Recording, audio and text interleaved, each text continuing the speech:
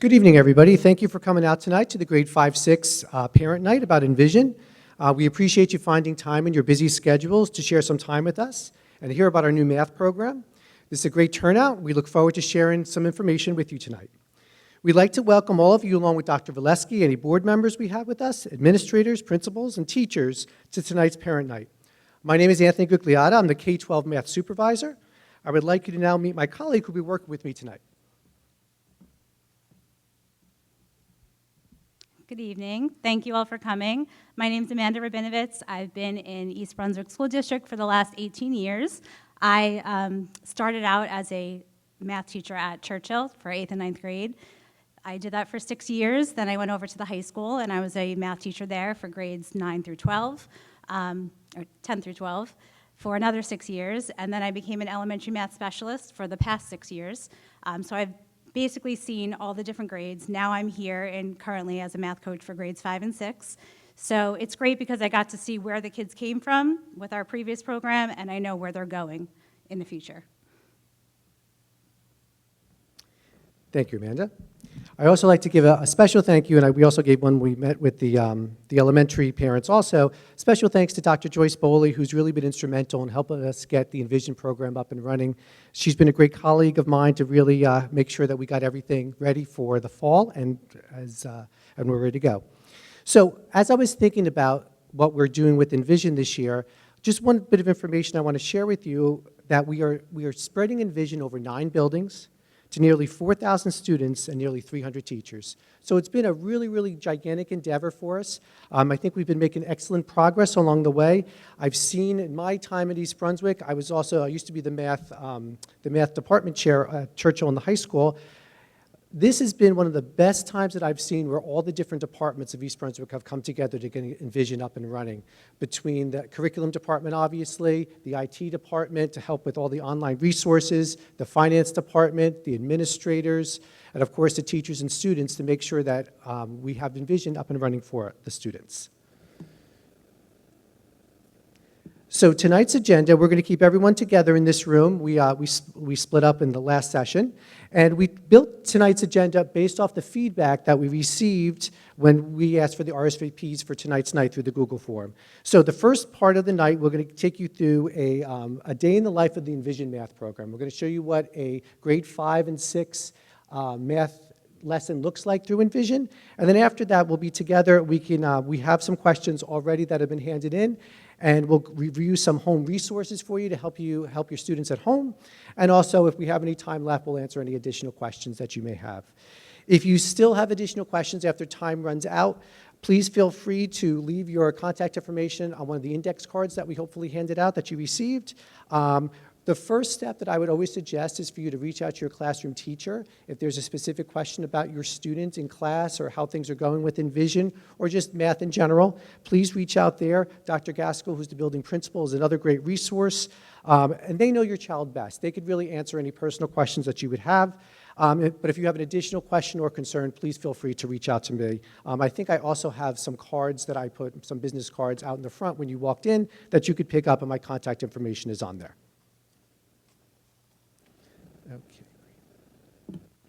Okay, so why the change from everyday math? So I listed some big ideas up there that we have been sharing since the beginning about everyday math and why we changed over to enVision. And one of the big things that I want to really bring out from this is that East Brunswick is one of the original adopters of everyday math in 1998. And we continue to grow as a district and really change as a district over those years, and we really didn't feel that enVision changed with us. And I like to use metaphors to explain things to myself sometimes. And when I was going through college, I used to work at Sears. And for those of you who remember Sears, there was a Sears in East Brunswick. For those of you who remember Sears, Sears had a thriving catalog business. And you would always think, I always thought about this, why couldn't Sears transfer itself to online ordering when they were really started with catalogs? But they just couldn't do it. They were so set in their old ways, they couldn't rise up and change with the way technology changed. And that to me is really kind of a very like enVision. When enVision started in 1998, it was very advanced for its time. But, I'm sorry. Thank you. When we first adopted everyday math, it was great for its time. And then it didn't grow with us with all the technology needs and all the different resources. And over the last several years, we had to really supplement everyday math with a lot of outside resources. We purchased additional programs, and the programs didn't talk to one another. So when we collected data from one of the additional programs, it didn't really coincide with what was happening with everyday math.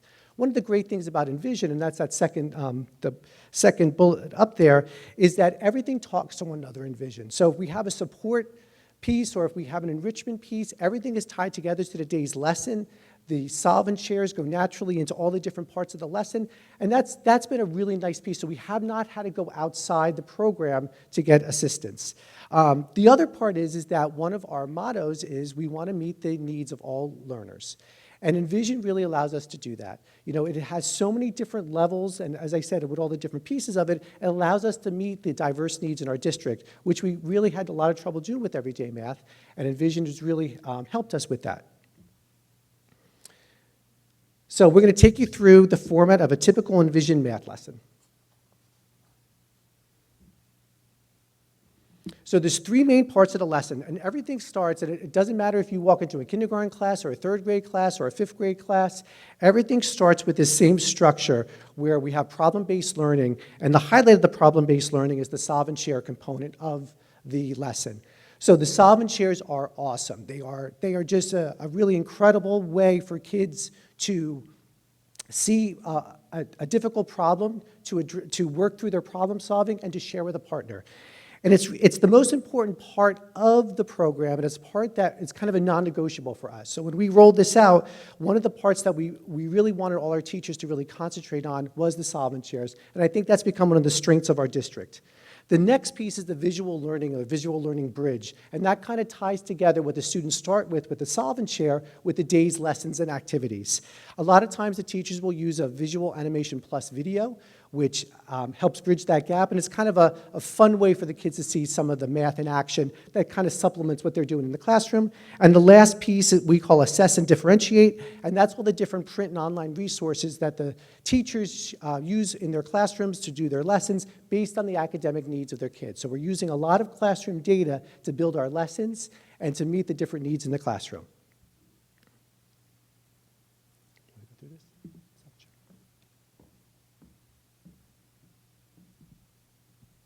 So pretty much every day when the students come in, they know that they have a solve and share ready to go for them. Pretty much how it works is it's a problem-based problem. You know, it's a number story. It's a word problem where in our old program, we randomly gave them a word problem and they would all be scared. And I can't do this, but now it's part of every day's lesson. So they're so used to it every day when they walk in. They know it's in their book. They take First, the teacher unpacks the problem, which we'll show you a video of that, where they kind of make sure that everyone understands what the problem is about, pick apart any words that they might have difficulty with to make sure everyone understands what it's talking about.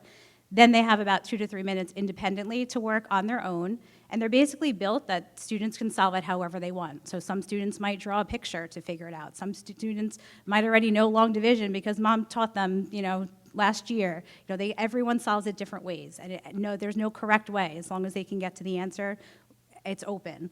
So after that 2 to 3 minutes of independent time, then they'll typically share with either their partner or their table and share their strategies. So at this point, there's great math talk going on in the classroom. I personally love the position that I'm in because I get to work with teachers, but then I get to go into classrooms and see this every single day. The kids are excited. They said, can I solve it this way? Can I solve it that way? I know 2 ways. Can I show it both ways?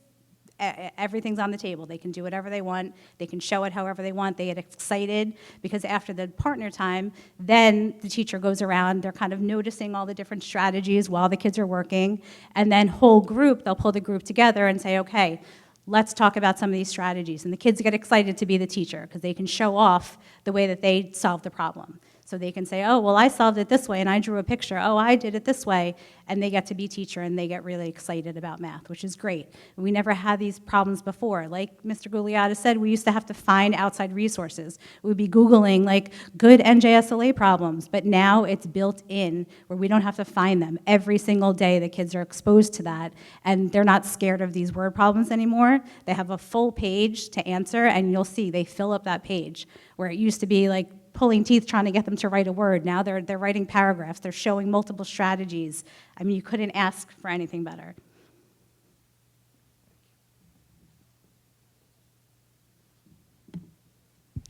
Great, so up there right now is a 5th grade solve and share problem, which we wanted to have you look over. And again, notice, as Mr. Rabinovitz said, solve this problem any way you choose. And this is usually framed out by the teacher, and then the kids are given some individual time, and then they then they share with a partner, and then they come together as a class to look at different strategies that were used to solve the problem.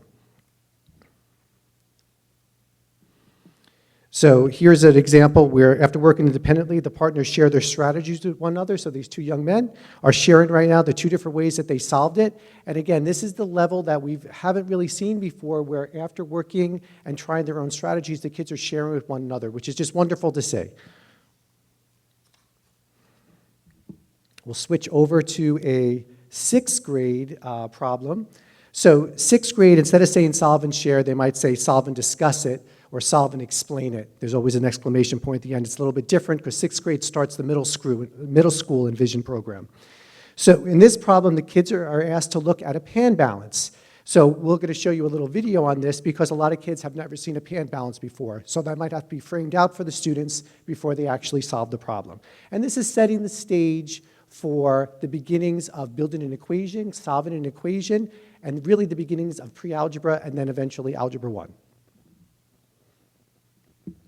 So these were great pictures that Ms. Rabinovitz got here, because here's 4 students who solved this problem 4 different ways. One used writing and an equation, one used just an equation, one used writing, and one used a picture. And again, these kids are in the same group working by themselves, and then they come together and share their different strategies with one another. Sure.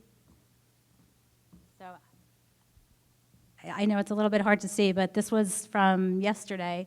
And again, these were all spur-of-the-moment pictures. We just went in and took videos. I was like, hey, you're doing a solve and share? Yes, of course. Can I video it? Great.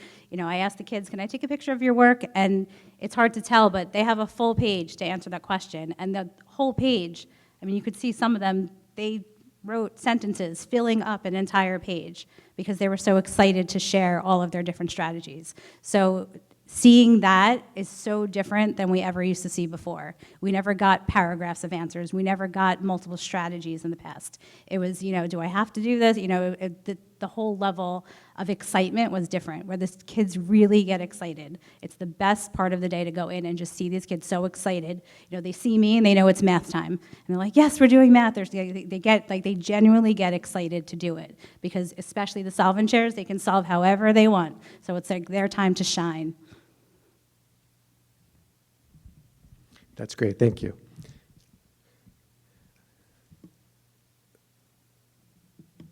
Okay, so we have a little video here that kind of shows this whole process for the solve and share.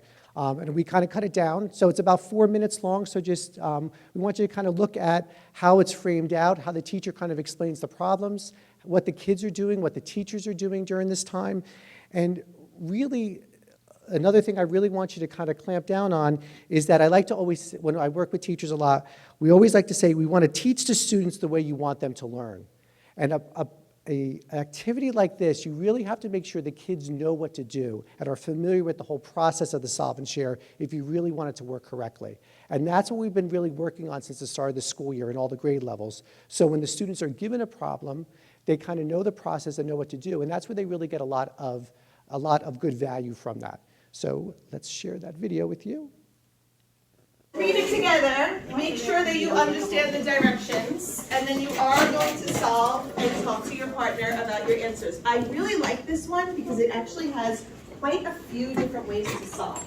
So even if you're solving it with your partner, if you have a different idea than them, share it, okay? So let's look at, first of all, have you guys ever seen a pan balance before? Like scale? Yeah. Right? What do you already know? I want you to think about this. What do you already know about this type of scale? It's not a scale that you're going to get onto and measure your pounds. What do you know about that type of scale? Noah? To measure items? Okay, it can be used to measure items. What else do you know about that type of scale? Vince? So the object with the more weight will go down. Ooh, the object with more weight will go down, so you can kind of already see what's happening in that picture. Jacob, what else do you know? Measure volume. Okay, Addie? It's like taking the it weighs the balance of the object in the Oh, I like how she used that word balance. And it is just like a seesaw, right? When you get on a seesaw with your friend, when you get on first and they're not on, what happens to you? You go down. You go down, and then they get on and you guys kind of level out. You go until down you start the pushing elevator. off, Or you're right, still your going legs. down. So same idea. When you look at this picture, you should already be thinking about something to do with the word balance. Don't say anything yet, just have that word in your mind. So now let's go to the question. Unit cubes are placed on a pan balance. There are 3 cubes on one pan and 9 cubes on the other. What can you do to make the pans balanced? Again, there are so many different ways to solve this. So first, you're going to start out independently. And then I am going to ask you to share. If you finish early, there is another question here for you. So don't forget about this one. What if there were 5 cubes in one pan and 12 cubes in the other pan? That's only if you finish early. So let's first start with this. We want to get this pan balanced. How are we going to do that? Go ahead and think about it first on your own. Understands what you're saying. And if you didn't come up with a number model, see if you can come up with a number model together. And now I also want you to do that early finisher question together. So go ahead, turn and talk with your nearest new neighbor. So basically, I wrote, take 3 cubes from the heavy side, which is right end, and then move them to the lighter side, which is left, because there's already 3 cubes on the left side. So then if you take 3, which is 9 minus 3 is 6, so then each side would have 6 cubes, so it would be equal. Like the balance would be like. Remember I said if you didn't come up with a number model to try to Basically write that, but I said and six you also on need each. to do the early finisher question.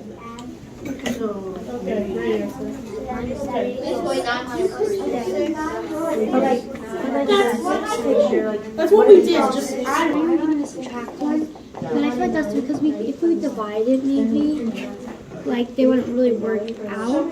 So I think for the most easy and equivalent one, it would be like the adding or subtracting. But subtracting would be easier. Yeah. You can either subtract or add.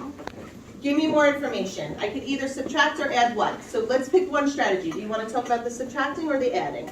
Subtracting. Okay, what am I going to subtract and from which side? You can take cubes off of this right side to be equivalent to the left side. Okay, so how many cubes are here to start? 9. 9. And Melania is saying we could subtract. Absolutely. How many should we subtract? 6. 6. And that would equal? 3. So we would have how many on this side? 3. 1, 2, 3. And how many on this side? 3. Would we be balanced? Yes. Absolutely. Did everybody come up with that same answer? No. All right, so let's talk about another way. So this one is fine. Subtraction. Matt, what'd you do? Mine is a little more complex, but what I Let's did, hear it. improbable addition. I took that 3 that I subtracted from the 9 and made 3 plus 3, which also equals 6. So that's exactly what I did. You guys see that? Yeah. I did that too. Right? So his involves both subtraction and addition. Removing the 3 from here and transferring them over to here, so both sides would have 6. Balanced? Yes. Yes. Any other ways? Okay, so hopefully that gave you an example of some of the different solve and shares that we're doing in grades 5 and 6. And I want you to think about a couple of things too as you watch this too. What's very exciting for me to see is, for many years as a secondary teacher, I taught calculus. If any of you who have taken calculus before, you know a calculus problem is beautiful. It takes a long time to do. It's like a big meal, right? Because you start it and it takes minutes and minutes to go through. And a lot of times in elementary, we don't do problems like that. We don't do rich problems. We do several small problems. We just want little bites of things. This problem, we really give it time to simmer and give it time to work. And that's what makes the solve and shares, or in this case, solve and share it, so powerful in the district right now. We've really moved in a great direction with these. And I shared in the earlier presentation we had, I think if enVision were going around, they would want to use some of these as model lessons. This is tremendous stuff that's going on. And remember, too, that in 6th grade last year, we had 42-minute periods. There is no way that we could have done something like this because the amount of time that it takes to really let the problem percolate and let it happen. So that's been a tremendous change, too, with the new, this really has taken advantage of the grade realignment and the extra time we have during the periods. Again, why enVision fits in very, very nicely to what we're doing, which we're very pleased with. Okay. So after that, we then move over to the visual learning bridge. And this a lot of times was highlighted by the Visual Animation Plus video. And this is going to highlight vocabulary or certain learning strategies that are going to be used. There's built-in stopping points in there and learning checks, but oftentimes the teacher will stop the video on their own. I've seen this many times, and ask the kids a question. We do a lot of what's called turn and talk. So in this case, if I were giving you something, you would turn with your partner and talk to them about what do you notice and wonder about the problem. And that's a lot of times what's happening in the classrooms. And the important thing is that the video, it supplements the teacher's presentation. It adds to it. It enhances it. The teacher uses it as, again, the bridge between the day's solve and share and the formal lesson of the day. Okay, so I wanted to show you a little video clip here. So this is the visual learning bridge animation video that goes with the solve and share. And remember, a lot of this is talking about balancing equations. So we want the kids to sort of see the connection between the pan balance and balancing an equation, or in this case, solving an equation.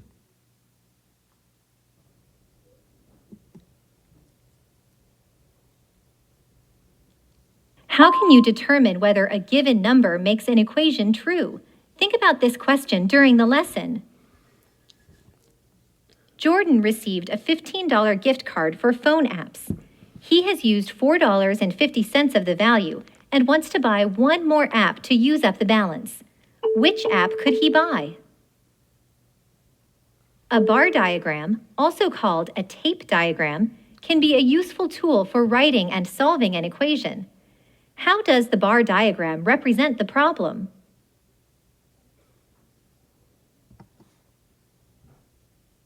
The bar diagram shows that $4.50 plus some amount equals $15. Which part of the bar diagram represents the price of an app Jordan could buy?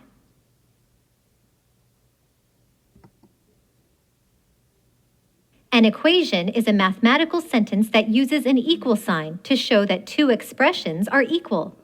What are some examples of an equation?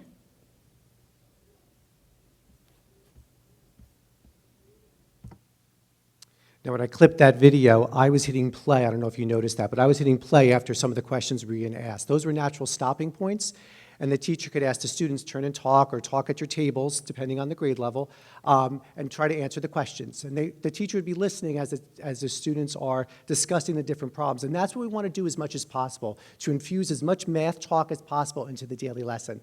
One of the big components of kids being in school is that they're with other kids. And we want them to talk to one another and talk about math. And again, this naturally lends itself to it. And of course, in the student workbooks, this is the 6th grade example because we want to sort of be consistent, but the same thing in K to 5. The student workbook follows along with this. So on the left-hand page, you see it says solve and discuss it, and it's actually a picture of the pan balance, and that's where the students normally do their work. On the right-hand side is that visual animation plus video and kind of different examples that are being given to the kids that the teacher's working through with them. And this is also available online.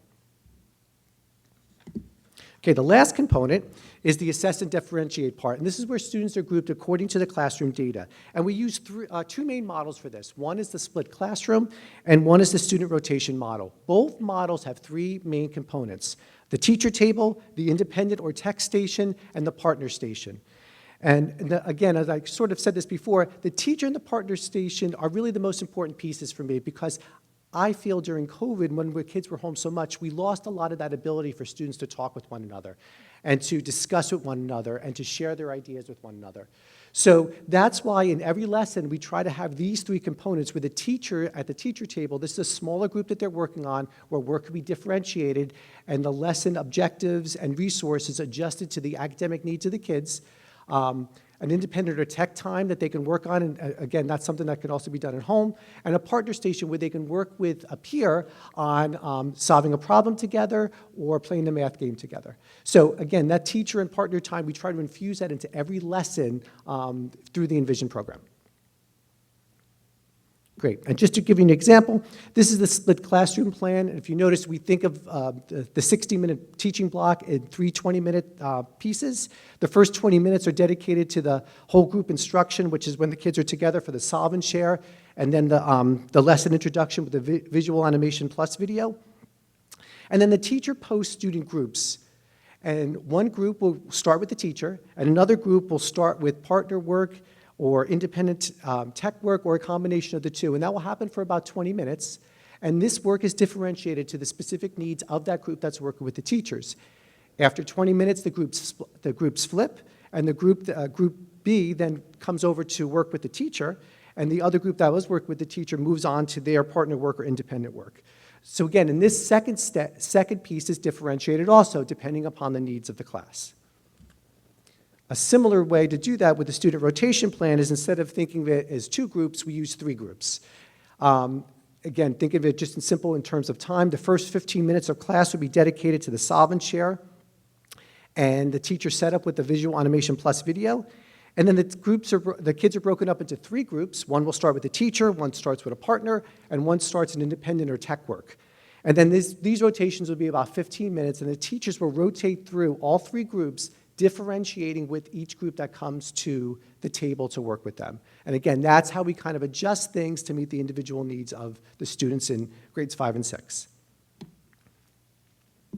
So just to give you some ideas of how things look, if you look at the top left, you could tell that that's a 5th grade class because the kids are working on the floor. Usually in 6th grade, the kids think they're too cool to work on the floor, so that's really a 5th grade thing. The one below that is a 6th grade classroom, and notice how the desks are pushed together, and we have these really cool folding whiteboards that the kids are using. That's where they write a lot of the time, so 4 kids can write at the same time, and they could turn it towards the teacher to share with one another. And the last pictures are just 2 kids working at a partner station side by side on a problem in the book. And that's really nice. You can see both pencils on the same page as they work together there. The independent tech station, this is 2 examples of kids just, again, this is through, they can be using Practice Buddy or any of the online games that we have. And they are working at the independent tech station. And the last is the teacher group, and here's 2 examples. The one on the top left is a 5th grade classroom, and the bottom right is a 6th grade classroom. And notice that the size of the group depends upon what the needs of the class is. So we try to group the kids together. The 5th grade example, the kids are around the table. The teacher has a standing Post-it note in the back, and they're working through problems together. The 6th grade rooms have white tables. If you went to back to school night, you might have seen them that you can write on, which are really, really neat. And the teacher's working with her students there at the table. And again, the students are selected to go through the different rotations or the split classroom based on classroom data. Okay, based on classroom data. So the other piece that we would like to share with you that's a little bit different than the elementary presentation was a math science teacher schedule at Hughes. And basically, a teacher has 2 blocks. They have a morning block, which is a math science block, and a PM block, which is a math science block. But then they have a 5th part of their schedule. And this is really neat. This is the first time we really did this at Hammersholt. And it's a push-in math class with a partner colleague. And basically, if Ms. Rabinovitz and I were partner colleagues, I would go into her class in the morning, and I would provide support for her class in the morning, and in the afternoon, we would do the reverse. She would come into my class and provide support in my class in the afternoon. So it's really cool. And what's really nice about it is it naturally builds a lot of staff development into our planning, because if 2 teachers are seeing each other teach, that's a really great opportunity to share ideas. So many times teachers say, oh, I saw her do that first period. I'm going to try that when I teach it later in the day. So visually, if you could sort of see, this is the 2 teacher groups running simultaneously. This is a 5th grade classroom, and you can't tell which is a classroom teacher and which is the push-in support teacher, right? And that's kind of the point, because and we want the students to be able to move seamlessly between both groups, and they're getting help as needed. So the teacher in the back, that's actually Ms. Stalling. She's working in the back. It's her class. And Ms. Christie's in the foreground. She's working with a different group of kids. This is first period. Later in the day, the reverse happens. And Ms. Stalling pushes into Ms. Christie's class and provides support in her class for the students that need additional assistance or enrichment, depending on, again, what the needs of the class are. So that's the first time that we've done this year, and that's really helped us as we transitioned over to the new teaching schedule here at Hughes.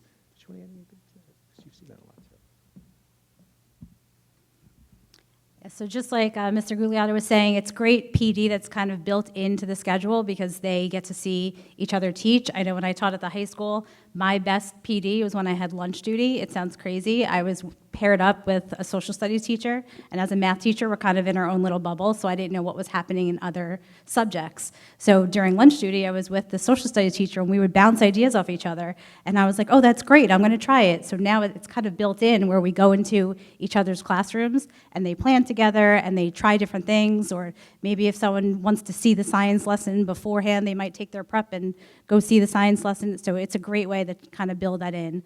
And sometimes there's even more than 2 teachers. So if I'm pushing in, there could be the regular teacher, then the push-in teacher, and then I might come in as the coach and be an additional support, or a special education teacher as well. So sometimes, I mean, these kids get so spoiled, they get all these teachers, but they don't know who's who. You know, they come to all of us. So we're all there to support them, and it's just great. It's a great kind of structure for the class.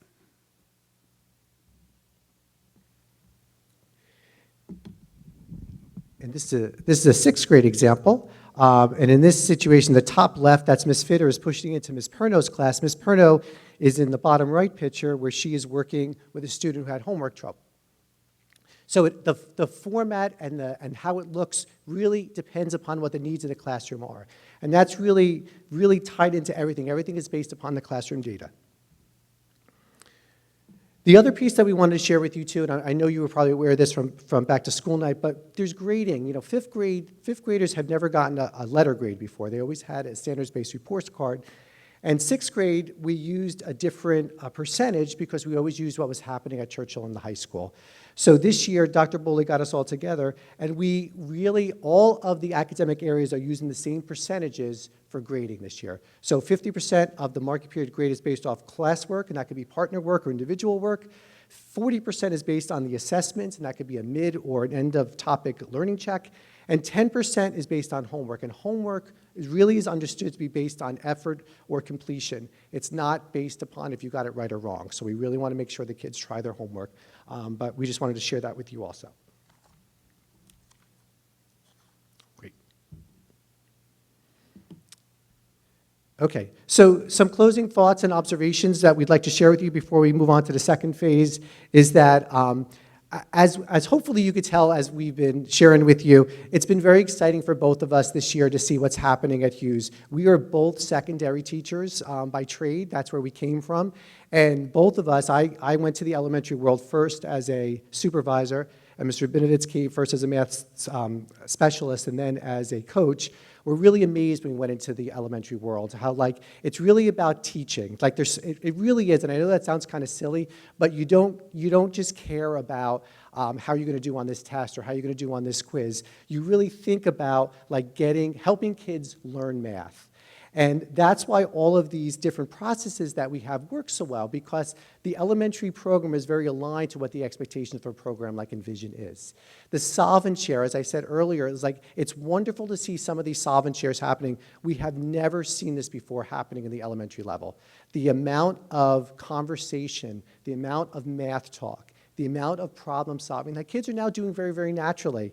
In the beginning where they used to it was brand new for them. It was brand new for the teachers. It was brand new for all of us. But they've grown into it. And they've grown into it because we are staying true to the program.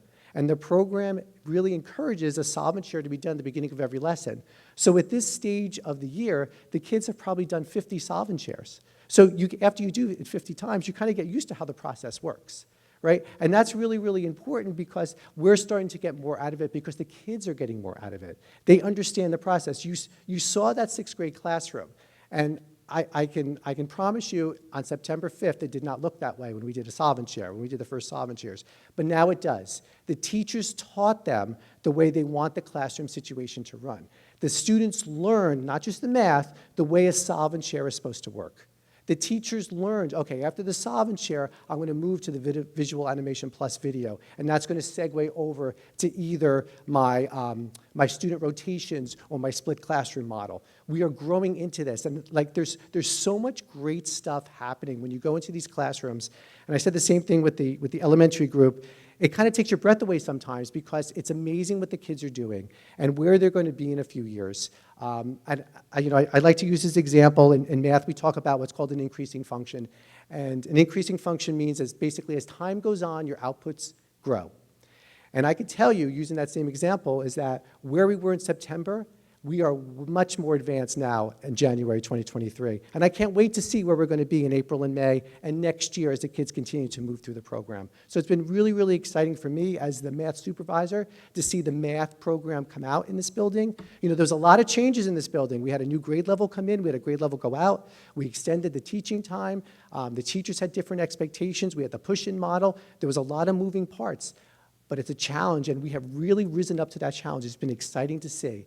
And I've said this to the teachers in department meetings, that it's really amazing to see where we are right now compared to September. So it's exciting. It's a great time to be a math student in East Brunswick. So I just wanted to say from my own personal experience, I have 2 kids at home who, I don't live in East Brunswick, but in my town has enVision as well. They've grown up with it. I've always loved the program. When I was teaching everyday math, I would always look at what my kids were doing at home, and I'm like, wow, those are such great problems. You know, I would secretly hope that we were going to switch at some point. And then when the opportunity came up and enVision was one of the options, I was so excited because watching my kids grow up with the program, there are so many resources. There's so many resources for enrichment. There's so many resources if your child's struggling. There's just so many things to help the students that our old program didn't have. So I'm truly super excited about this program. I have always loved it. I'm with it 100%, and I do have to say it's amazing walking into classrooms, and the kids are truly smiling and excited to do math, which you can't ask for anything more.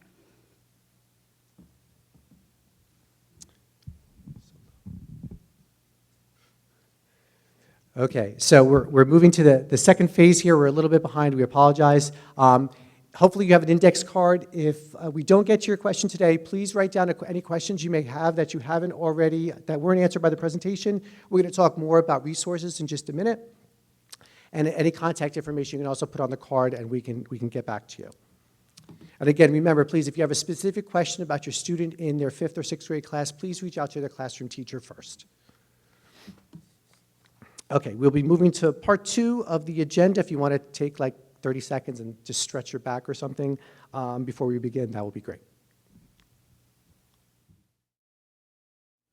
Okay, so while you guys are filling that out, I just wanted to go over a few ways of how you can support your child at home, because I know that's usually a big topic of interest. Is my child struggling? How do I help them?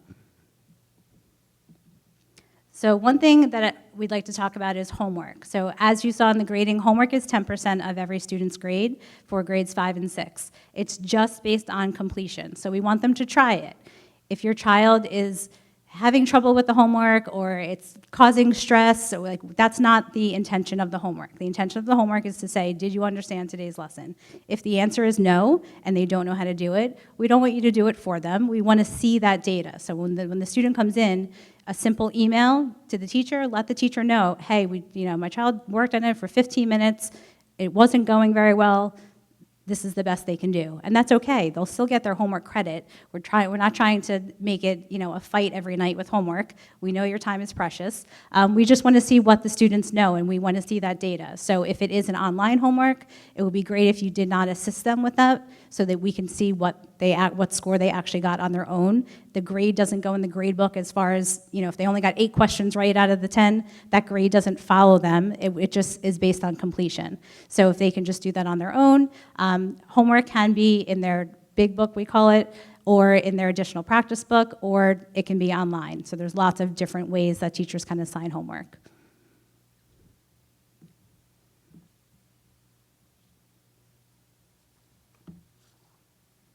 So one really cool function of this new program is they have something called bounce pages. So if you did want to assist your child and want to know how it was taught in class, because you know your way, but you don't know how your child learned it in school, any book that comes home, either the regular big workbook or the additional practice book, any page that comes home from enVision, you can just open up to the website. There's no app needed. It's called bouncepages.savasrealize.com. And we'll have a video to show you real quick what it looks like. all it does is it basically opens up a camera. You take a picture of the workbook page, and then a video pops up, which explains, it's the same video that they saw in class, which explains how to do it. So if you're curious how the teacher taught it that day, the video shows that strategy of how they learned it. So you can assist them if you'd like to. So you can play that video for us.